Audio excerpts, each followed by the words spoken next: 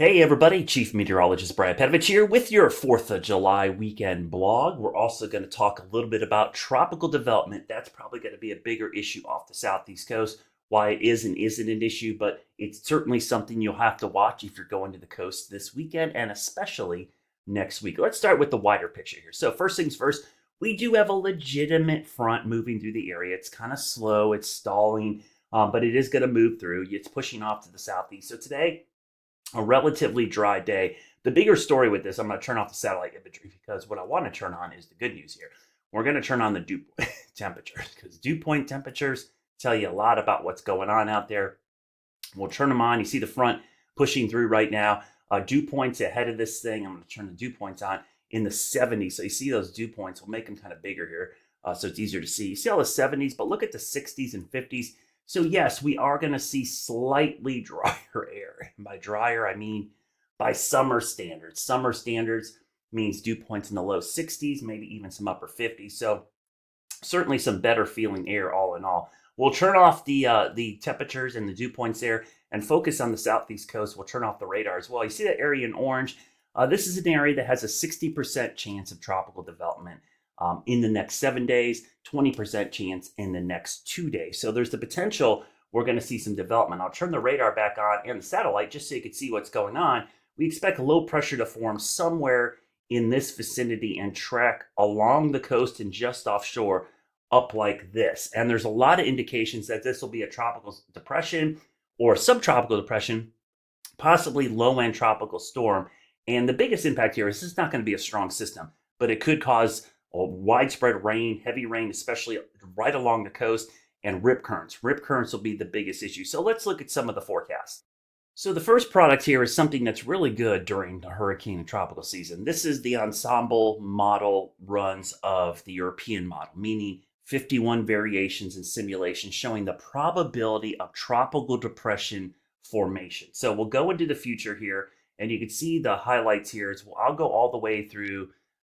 Basically, we'll go through next Thursday. I think that's when we'll stop because Thursday's a 7-day outlook, right? So this is between now and Thursday. And if you look carefully, there's a real high probability. It's plus 90% in these probabilities that a tropical depression forms somewhere off the southeast coast. And you can see kind of along the coast, but the trend is pretty far offshore. Now, let's look at the same product for tropical storm, which is 39 miles per hour higher. You look at the same product, not as high. It's about 30 to 40%, which is elevated, but there's definitely a higher probability of a tropical depression. And if you're wondering what's the chance of a hurricane forming, right now it's less than 10%. So this looks to be primarily a tropical storm at the worst, tropical depression most likely overall. We can also look at some of the new AI modeling, which is pretty cool.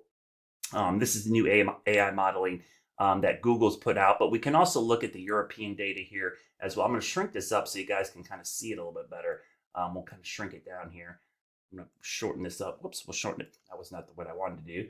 So you guys can kind of see some of the labels here. This will make it a little bit easier for you guys to see. So I'll put those on there, and you can see on the left we have observed, experimental model from Google, WeatherGen. These are two versions of the GFS machine learning models as well as the European model. So we'll go into the future here, and it kind of shows all the ensembles, the plots. If you notice, I'm going to stop this on Saturday. You could see something forming generally in that area, the same area the ensembles from the European show. We'll go a little bit further out. We'll go until Sunday, and you can see the European model does form a low pressure off the coast of Wilmington and kind of hugs the coast here. And then we go into Monday night, into Tuesday, something forms and then tries to move up the coast. And by Wednesday, this thing is pushing away. You can actually see the low pressure over here.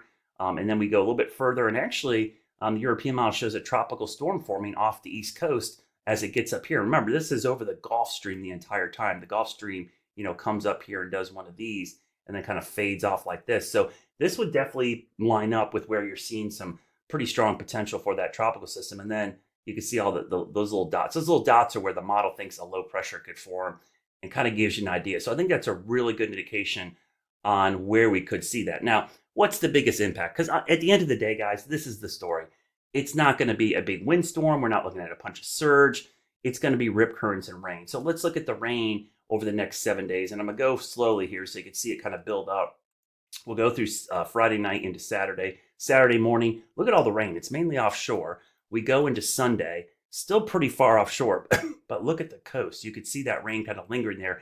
And then we'll go into Monday. We'll go all the way out 7 days. So we'll go all the way through next Wednesday or Thursday, excuse me, Thursday morning. Whoops, we'll pause it right there, Thursday morning. So I'm going to move my head out of the way. So you can see most of this activity is offshore, real heavy rain here. But look at the coast, 1 to 2 inches possible. And right now, I'd say North Carolina, eastern part of the state, the Outer Banks, probably has the highest chance of rain. And if you look at this, we'll time this out. We'll back this up here in a second. I want you to focus right on that area there. I'll back this up. If you look at the highest rain chances, it's really not this weekend. It's really like Monday, Tuesday, Wednesday that we see the highest rain chances out there. So that's going to be the main impact from this. Don't freak out. Don't change your plans, cancel your plans. Because even in the Outer Banks where it looks like it's going to rain, this could be a 1 day, maybe a day and a half event. If you're out there for a whole week, it's not going to wash out your entire week. It looks like 1 day of scattered showers and storms, maybe a day and a half, and then it's gone. So that's the good news. Continue to monitor it, though. That's always the important thing, but don't sweat it. This is pretty typical for an early season system. Stalled front, weak tropical system pushing off to the northeast. Have a great 4th. Otherwise, the weather's perfect the next couple of days. It's all focused on this tropical system on the coast going into next week.